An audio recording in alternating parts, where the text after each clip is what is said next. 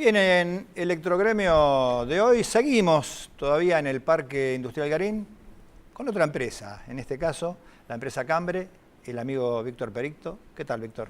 Todo bárbaro, todo en orden, no como nos gustaría, pero no como nos gustaría, no como nos gustaría. Bueno, yo aprovecho cada vez que viene Víctor, porque Víctor si tiene una característica que lo destaca es la honestidad con que a veces hace sus comentarios, que no siempre son los que se gustaría escuchar, pero como dice el dicho, nunca es triste la verdad, lo que no tiene es remedio. Yo te decía, recién charlando, tomando un café, que tenemos el oído muy habituado, o nos gusta que nos digan mentiras agradables, y no soportamos muchas veces que nos estén diciendo verdades desagradables. Tarde o temprano vamos a tener que empezar a habituarlo a escuchar cosas que son realistas o son reales y puedan no gustarnos. Vos me invitaste para hablar un poco del mercado. Vamos a hablar de mercado, ¿no? Por eso. ¿Vos pensás que para hablar de mercados no tenemos que empezar a poner un freno a las expectativas que por ahí teníamos generadas de antemano y empezar a esperar un mercado más realista que el que estábamos habituados a transitar? No, por supuesto, por supuesto. Aparte, como decíamos antes de la nota, cuando más altas son las expectativas y después viene un fracaso, como lo que puede estar ocurriendo hoy día, el golpe es mucho más fuerte. Más grande. Pero para eso hay que prepararse. Muchas veces uno cuando habla de este tema siempre dice que las crisis no se las supera con lo que uno se ponga a hacer a partir de que se produce la crisis, sino gracias a lo que hizo antes de que se produjeran. El otro día, hablando con algunos clientes en una reunión que tuvimos, le comentaba a modo de chiste, ¿no? Y a eso que vos me decís, no, lo que digo muchas veces no suena agradable. Le digo, mira, yo tengo como piloto automático en mi actuar o mi accionar dentro del mercado.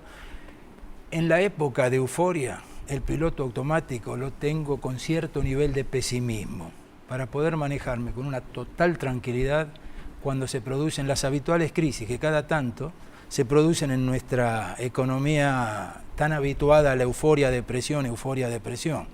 Lo que ocurre que la salida de esta que se nos está viniendo encima, depresión, tras la euforia que vivimos los últimos 10 años, puede resultar distinta a las que vivimos anteriormente. Yo creo que va a haber un amesetamiento prolongado previo al despegue.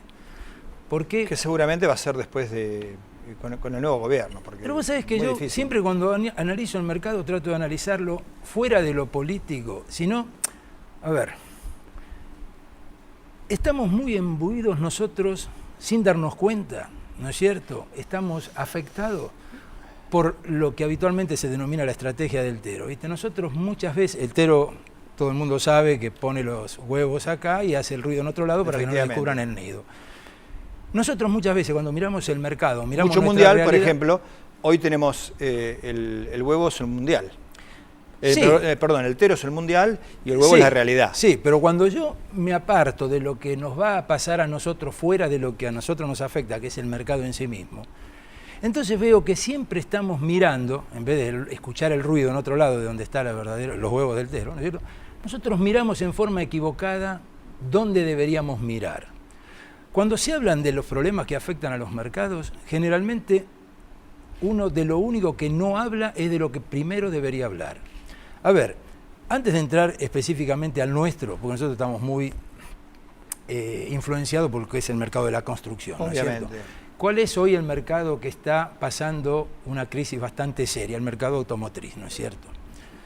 Cuando uno se pone a analizar lo que escucha o lo que cree que está sucediendo, puede escuchar normalmente que el problema es la caída de la exportación a Brasil, y es cierto. Obviamente. Macanudo. Puede ser el impuesto que le pusieron a los coches hacia fines del año pasado, y es cierto, llevó los precios a un lugar inalcanzable.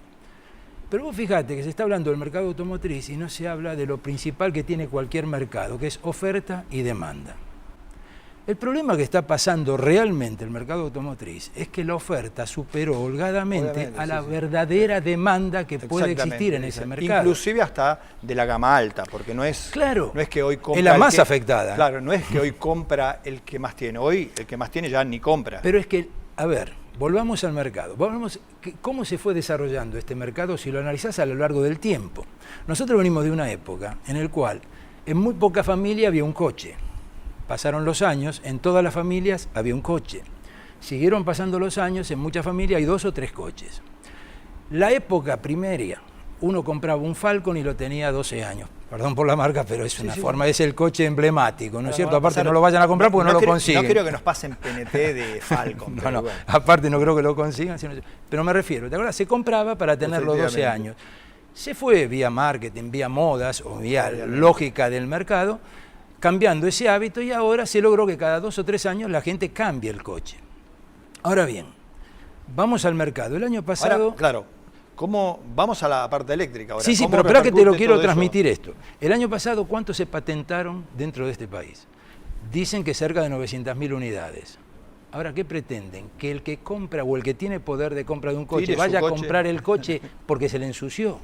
Obviamente. ¿Te das cuenta que ahora hay que esperar 2 años o hacerle a un coche que tiene 6 meses 3.000, 4.000 kilómetros más de lo que tiene hasta ahora? Bien. Lo llevas al nuestro. Vamos a lo eléctrico. Bueno, vos lo llevas a lo nuestro.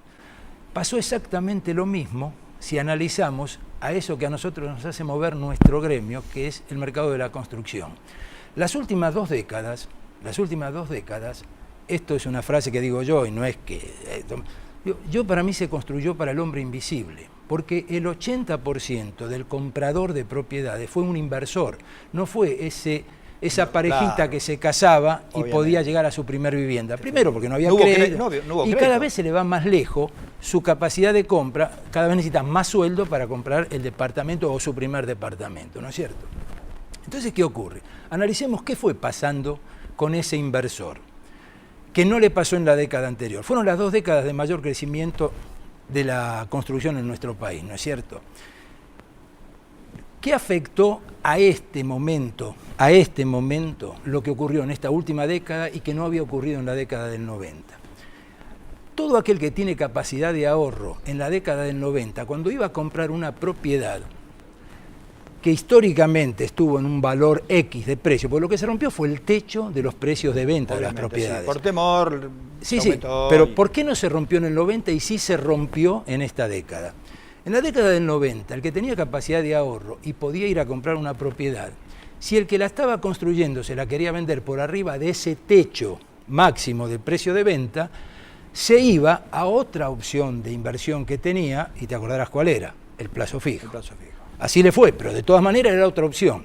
Entonces la empresa constructora no pudo abusarse con los precios, cosa que sí pudo hacer en esta década. Bien. Hoy, ¿qué hacemos con todo esto, por ejemplo, transportándolo al distribuidor de materiales eléctricos? ¿Cómo ves, por ejemplo, el sector distribuidor? Bueno, ¿sabés cómo lo veo? Sobredimensionado, pero no solamente el distribuidor. Hay 3 eslabones dentro de la cadena de comercialización. Los 2 que nos atacan o nos atañen en este momento es el fabricante y el distribuidor. Yo creo que está sobredimensionado el sector de fabricantes y está sobredimensionado el sector distribuidor para la verdadera demanda que los próximos años va a demandar. A mí me pone contento escuchar, como escuchaba recién al vecino que tenemos en el Parque Industrial de Garín, que lo que hay que tratar de establecer es un cambio de paradigma en cuanto a cómo manejar la cosa, porque realmente de eso se trata.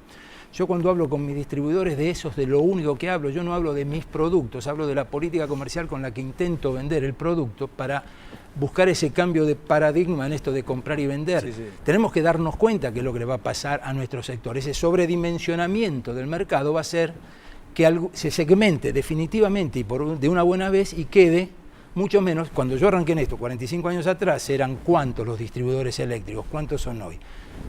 En lo mío, que son llaves de luz. ¿Cuántos son hoy? Y los que hay, ¿cómo han crecido también? Claro, sí, no, pero por eso. Pero entonces, ¿qué pasa? Crecíamos en función de número de distribuidores y en cuanto a crecimiento de cada uno de distribuidores en sí mismo, por esas euforias que después en las depresiones era muy costoso mantenerse abierto. Pero como había rebotes rápidos, ¿te das cuenta? Se solucionaba. A mí el problema que me afecta, por eso te estaba hablando de la construcción. El problema de la construcción creo que va a perdurar por más allá de 2 años. Víctor, sí. Medio minuto para remate. ¿Con qué lo matamos esto? ¿Con qué lo matamos? ¿Con qué rematamos esto? Con algo que vos dijiste o que leí de tu último editorial. A mí, a pesar de que digo lo que digo, la esperanza no me la saca nadie. A pesar de lo que, como vos dijiste, la esperanza es una novia que a veces te engaña. Es una novia infiel. lo bueno, ¿sabés cómo lo remato? Que a veces me engaña, pero siempre me acompaña. Por eso, pero todo lo que debemos hacer, debemos hacerlo no pensando que lo vamos a ver cristalizado. Obviamente. Esto se va a solucionar quizás dentro de 15, 20 años. Tenemos que pensar en nuestros hijos. Así es. O sea, nosotros en nuestras empresas y también como ciudadanos para el país. Exactamente. Víctor, muchas gracias por estas palabras. Por favor, perdóname que el no, pesimismo. no es pesimismo, no es pesimismo, es verdad. Bueno. Te lo remato yo, ¿querés? Sí. La verdad no es pesimista. Señor director.